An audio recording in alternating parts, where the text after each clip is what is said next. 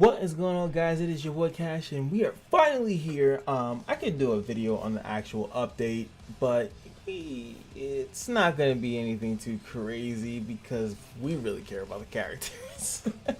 But one thing I will say is that it's going to be a 4-week event, and I'm going to be doing the characters separately. Soul Badguy, and I'm going to do a biking video, and then probably I'll decide my life if I actually want to cover the update in its entirety. But it's just, it's pretty much the side stories coming out. We've already known the side story has been coming out, so I rather just talk about the characters and really just talk about the characters because that's just what I like to do. And I'm kind of a little tired of just talking about the updates when there really isn't much that they're updating in the game. But there is some cool stuff that they are talking about, and we'll go into that. But first, let's talk about Soul Badguy. Of course, this is his S3 kind of sneaking off to the side here. I'm going to put his theme in this because this is his song, this is his moment, and I really wanted to, really get into the spirit of that, right?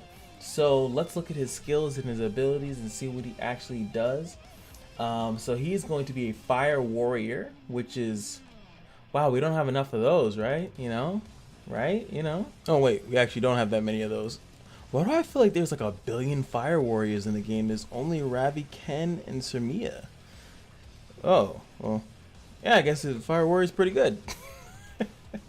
Alright, so here we go, and it looks like if we go Whale Smiggy, you will get defense percentage. Sucks that it is only on the upper right limit, Kinda sucks, right? Alright, nice little art of him and stuff like that. So, who cares? We're here to look at this. Uh-oh. Guys, let me boost it up. Boom, boom, boom. Counterattacks. Oh my god.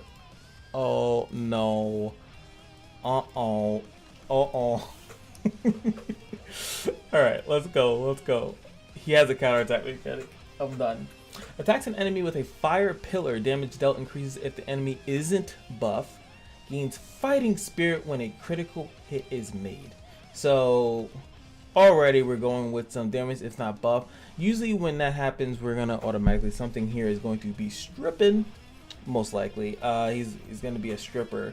He's gonna, ooh, and something with crits. Oh, so counterattack, and then you're gonna go crit chance on the, ooh, okay.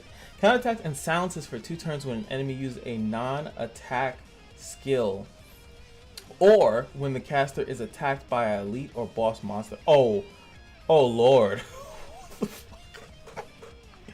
So if supports do any type of buffing stuff, he's going to counterattack and then silence them.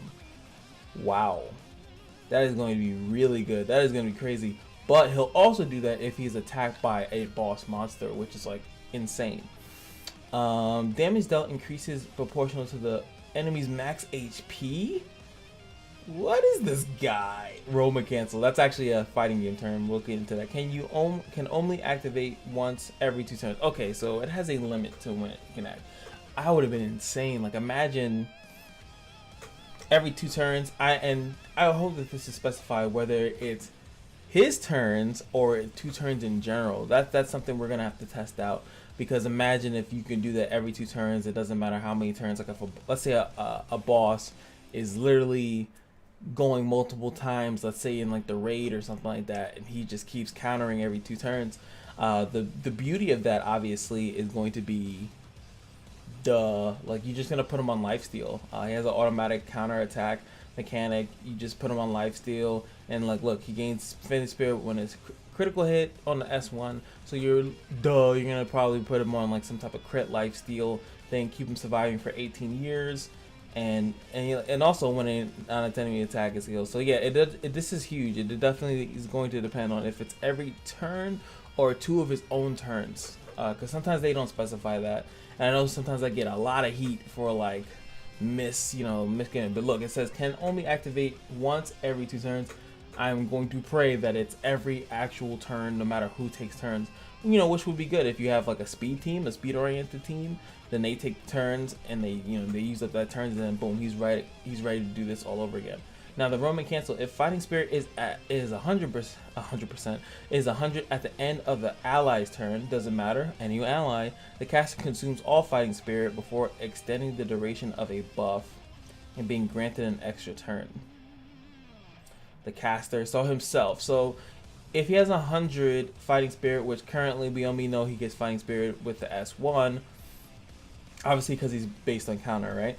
So it doesn't tell you actually how much it is, how much fighting spirit he actually gains. That's going to be something we need to know.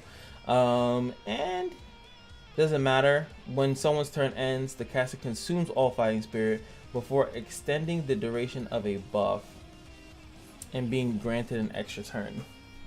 So what I'm assuming that actually means, which is also going to help into, you know, him getting these turn, if this actually does mean his own turns, just if this means it's actually his own turn, he's going to be cutting randomly at the end of his allies' turns, which is also good because let's say you have an ally that has, you know, defense break and, you know, or a buffer, and then he's just going to randomly take a turn and extend the buff. So he's pretty well put together, let me say. Alright, so next up we're gonna have the S3, the Tyrant Rave version beta, which is, you know, this move. Gonna go in there, uppercut, and then the thing that is super lackluster. That is a lackluster move, but hope, you know, so far he's making it worth it, right? So S3 is going to dispel all enemies. Let's read the awakening because obviously you're gonna awaken that guy. Dispels an enemy's all buffs. All right. It should just say dispels all enemies buffs. That's kind of how it should be written. But hey, and watch that mean something completely different, and I get all fucked up, right? With a strong punch, making them unable to be buffed for 2 turns. So strips and then blocks buffs, similar to Asaria. Damage dealt increases proportion to the enemy's max HP, also really good. And since this does work on like elites and bosses, he's actually going to be a really good lifesteal oriented frontline jerk. So this is going to be really good. He's going to be a, you know, basic boy, and then you can ignore effective resistance to make sure that it does strip and then lands the unable to buff at the same time. Interesting. So my verdict here would definitely be that he is good. He's definitely really good. Fire Warrior kind of screws him over slightly as far as in PvP. Right now, I still think that PvP is water dominated, so he's gonna have some issues with that. He does not have, his scaling just seems to be damage. You just have to build damage. His build off the enemy's max HP, but again, you still have to build damage. But what's cool is that his counterattack, you know, is linked, makes this, like, if you guys check here, damage dealt increases proportionate to the enemy's max HP. So his S2 Volcanic Viper here is actually a pretty unique version of a counter. It's a specific counter, and it's going to be triggering multiple times, and he's going to be gaining it. But as you can see here, the S3 does not gain fighting spirit. So the only way he's getting fighting spirit is if he is critting on his S1. So you need to get crit on this guy.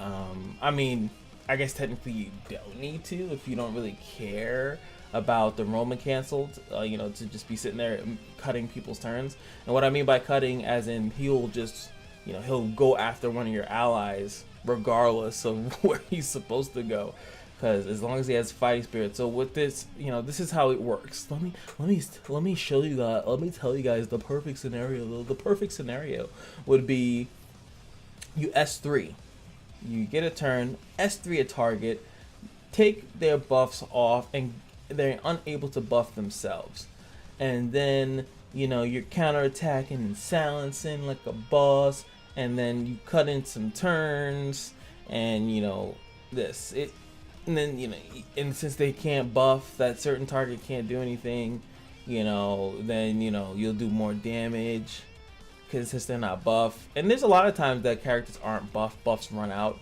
you know, and if they do a move, you know, again, support characters are gonna have to watch out, you know, because he's gonna be really good on defense. It kind of sucks. It's kind of like what Zeno was kind of supposed to be. Zeno was supposed to be the character that checked you for bringing in buffers, you know, in defense. But now this guy's going to be in there, and he's going to be scaling off attack, and a lot of people have really good lifesteal attack sets, and that's why this guy's going to be a problem. A lot of people have really good lifesteal attack sets, so you know, based on what they giving you throughout the game. So he's going to be a problem. People are going to take their crappy Ravis and they're going to smack it, you know, like, well, what's the point of Ravi anymore? And I have Ravi too, and I pretty much now, I was thinking like maybe I'll hold on to her until I see the characters. Why even bother using Ravi when this guy exists? This guy's 20 times better, and if he's gaining like 50, 40, maybe even 30, sounds pretty crazy. Every time he critical hits with this, let's say if you wanted to, you know, put him on counter, like, you know, the psycho man that is myself, and you know, you want him to just gain fighting spirit enough, like just by crazy, if you want to just do this, and then he counterattacks also, you know, it would be a waste of a set, I would say, because you don't really need, you know, to do more. You can just let it rock.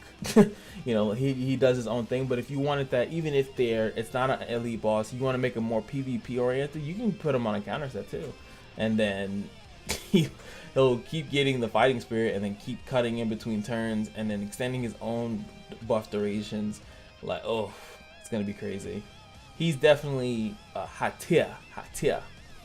And also, and this is just a thing that his artifact, I want to just add it into his artifact, is that he has a chance to leave a burn if you give him this 50% chance to leave a burn on the basic skill. Basic skill, if you guys don't know, is the S1.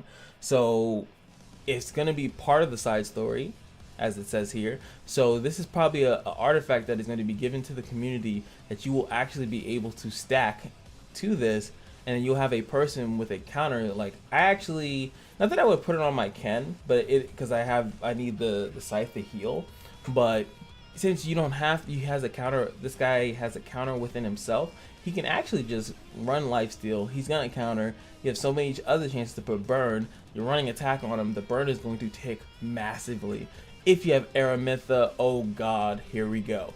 You know, Moonlight Aramitha, but even the regular Aramitha too. Like, you know, this actually changes the game. You know, now that adds a completely different element to him. So what do you guys think about Soul Badguy?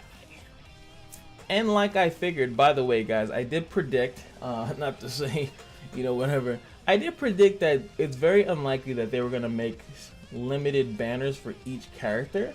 And it does seem like that. I'm going to bring this up when I do Biken's video, obviously, as well. But Biken is, you know, the limited summon video, the limited banner video of character. I'm tired. And it looks like, you know, Soul Badguy is going to be the character that we are going to get for free, at least one copy, because when you do a limited banner, if you guys don't know, is that only Biken can be summoned. That's it.